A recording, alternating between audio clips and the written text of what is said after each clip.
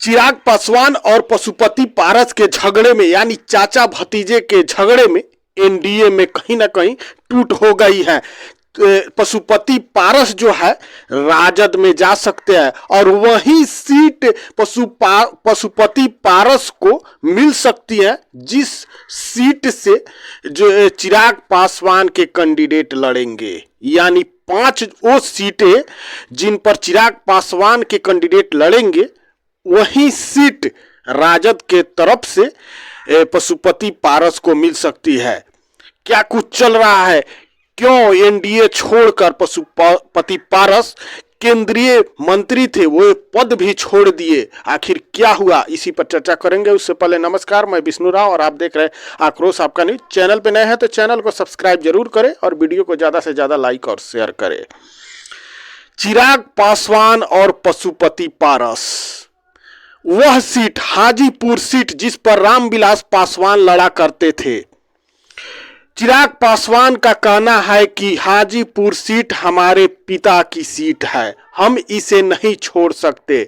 वहीं उनके चाचा पशुपति पारस कहते हैं कि हमारे भाई हमको यह सीट सौंप कर गए, हमें हमारे भाई ने दिया है।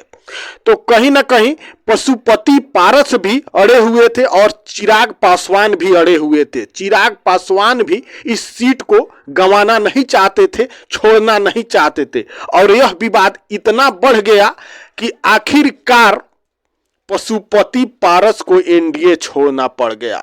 चिराग पासवान पशुपति पारस पर इतना भारी पड़ गए कि उनको एक भी सीट नहीं मिला। यहां तक कि जिस हाजीपुर की वो बात करते थे, दावा करते थे जहां से सांसद हैं, वह सीट भी उनको नहीं दिया गया।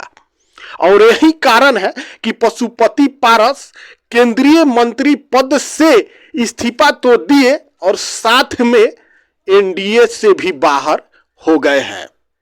अब वो ऐसा दावा किया जा रहा है कि राजद में जा सकते हैं, राजद की तरफ यानी जो इंडिया गठबंधन है उसमें शामिल हो सकते हैं, महागठबंधन का हिस्सा बन सकते हैं और पशुपति पारस को वो 5 सीटें मिल सकती हैं महागठबंधन की तरफ से, जो जिन सीटों को भाजपा यानी एनडीए ने चिराग पासवान को दिया है।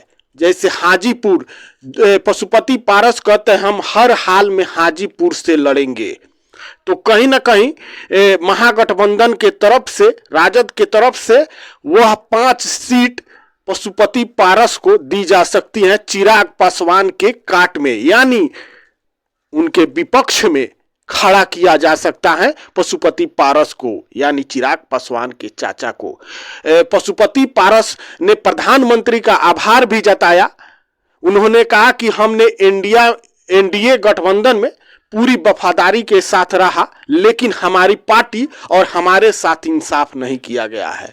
कहीं ना कहीं हमारे पार्टी के साथ और हमारे साथ कहीं ना कहीं इंसाफ नहीं किया गया, इसीलिए हम अपनी पार्टी को देखते हुए और मैं अपने व्यक्तिगत हमारे साथ इंसाफ नहीं किया गया, इसलिए मैं इस्तीफा देता हूं।